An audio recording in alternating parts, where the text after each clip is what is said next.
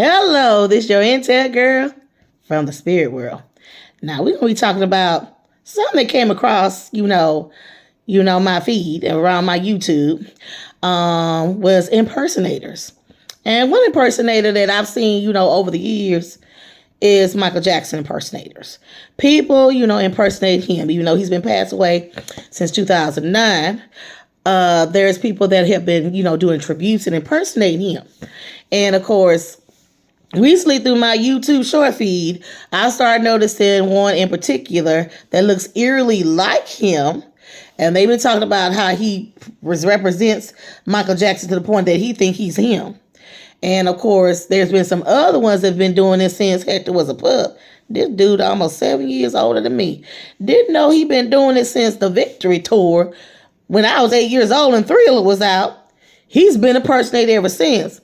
And of course, he came across my feed, and of course, other popular feeds where he doing his slide, and he looking like Michael Jackson, not Michael Jackson, and looking creepy and wrong with some bad makeup on, the bad wig on, and looking like he got a little pudge in the stomach, and like he been doing it for so long.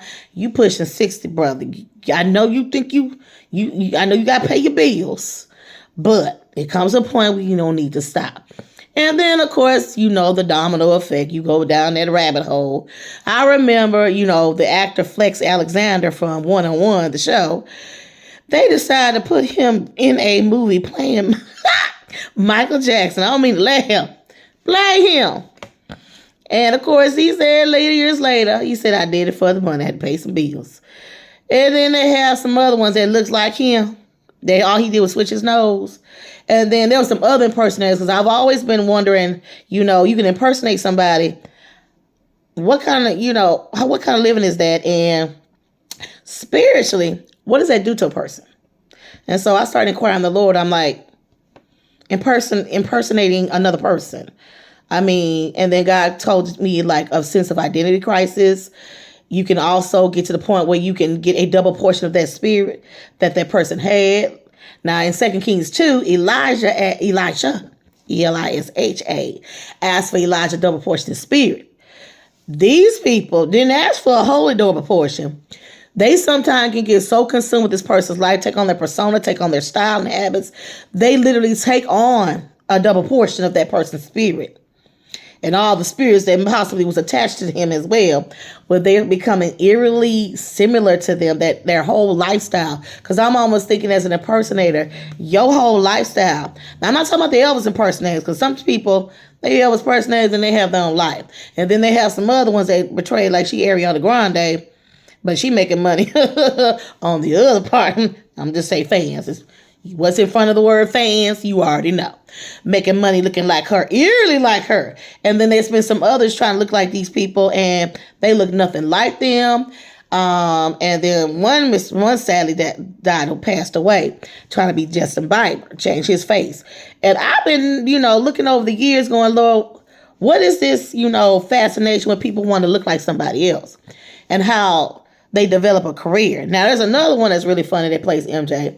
He's really funny. He looked more like the one in Thriller, the early MJ years, before he started lightening, his complexion started to change. And his features started to really, really change. And then they said, how come some of the impersonators always mimic his Bad Eerie and Beyond and not before? Like Off the Wall. Yeah, I was an MJ fan. I was. Fan like no other. I was grieving the day he passed away, too.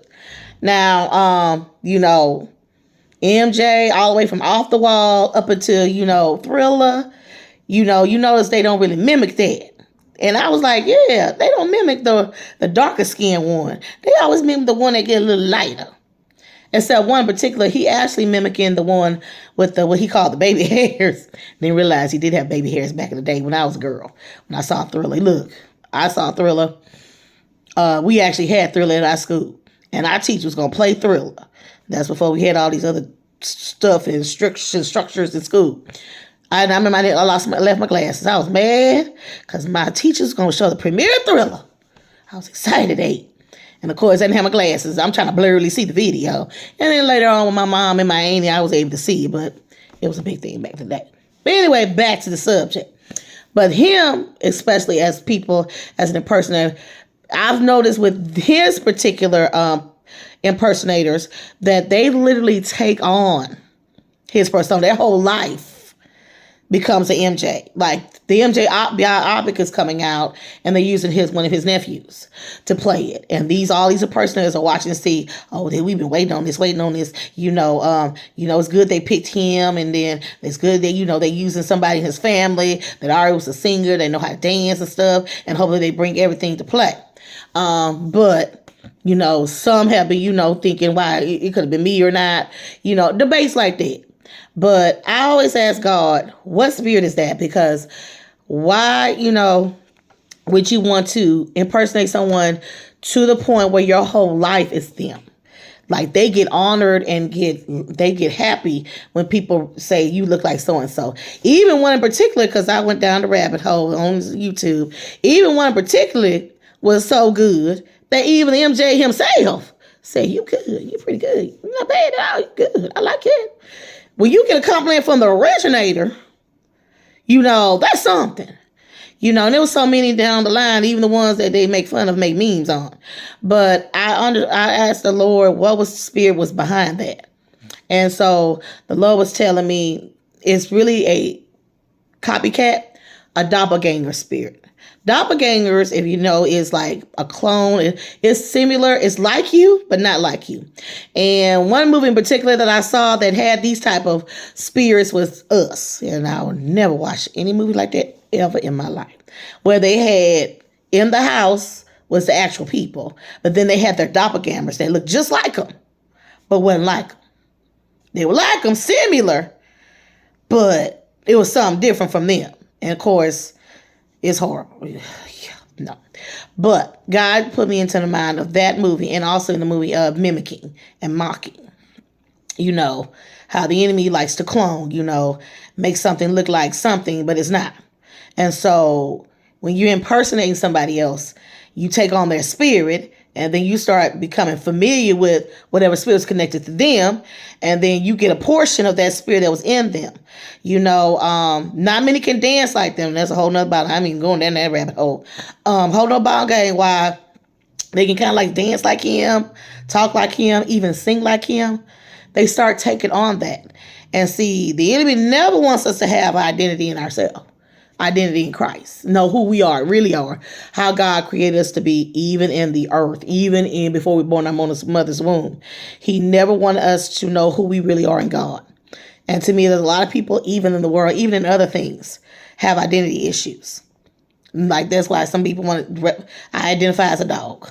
I identify as a cat. I want to have bigger breasts. I want to have bigger butt. I want to be the fattest lady on the planet Earth. True.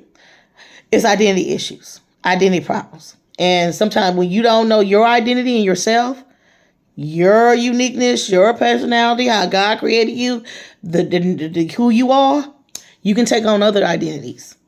And then you have an identity crisis. So he said it was doppelganger, a cloning, mocking spirit.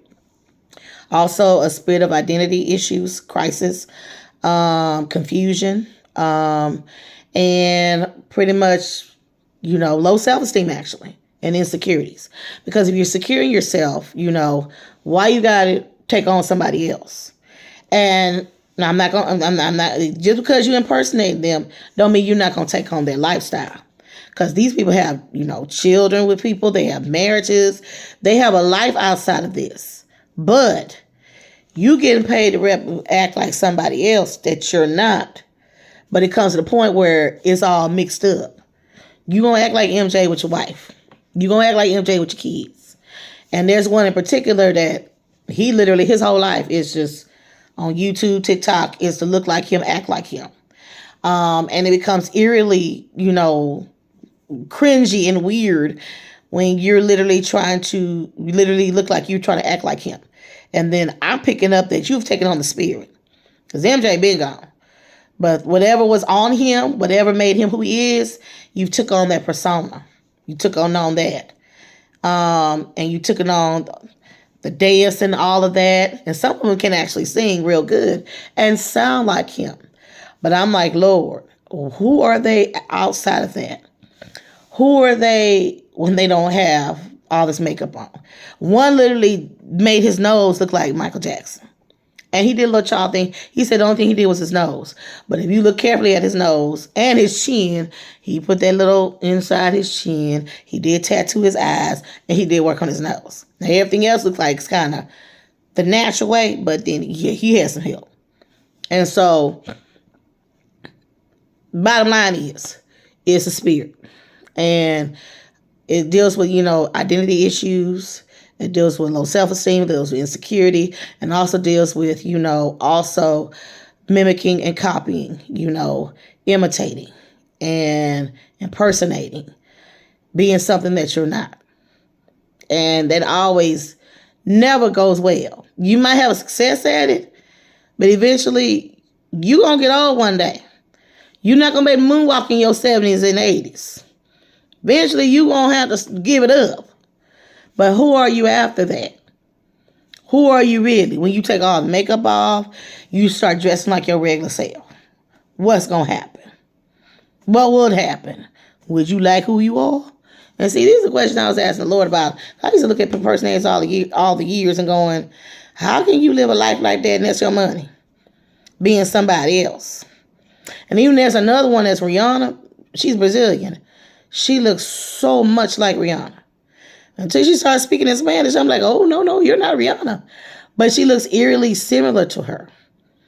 Well, do things and mimic her, and it's like, who are you taking on? Because what happens when you stop doing it? Who are you, really identity-wise? So that was my intel on impersonators, the spirit behind them, the reasons why they do that. And why it's important to know who you are in the Lord. Get your identity in Christ. Get your identity who you are. Be your authentic self. Because there's only one MJ, one Ariana. They didn't make two or three of them. That's why they consider impersonators and copycats and say we give them tribute. No, one of them was looking, he literally got the persona. He walks around like he MJ himself and saying he not acting like that. And I'm like, Lord, he acting like he MJ himself. All they need to do is open up the door to Neverland for him. He need to stay there and think he the king of pop.